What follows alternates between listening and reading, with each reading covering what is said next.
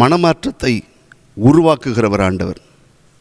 அன்புக்குரியவர்களே, லூக்கா நற்செய்தி 5வது அதிகாரம் 29 32 முடிய உள்ள இறைவசனங்களை வாசிக்கும் பொழுது, இயேசுவை லேவி தன் வீட்டிற்கு கூப்பிடுறார், விருந்துக்கு கூப்பிடுறார். இயேசுவும் வர்றார், கூட பரிசேயர்கள் இருக்கிறார்கள். இயேசு லேவி வரி தண்டுகிறவருடைய வீட்டில் உணவருந்தும் பொழுது இவர்களுக்கு அதில் உடன்பாடு இல்லை. காரணம் என்ன?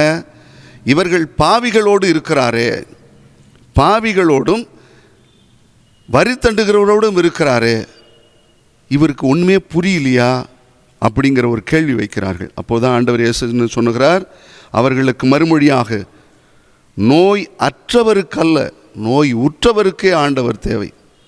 நாம் நோய் உற்றவர்கள் என்று நினைத்தால் நீ ஆண்டவர் இயேசு கிறிஸ்து உன் வீட்டுக்கு வரணும்.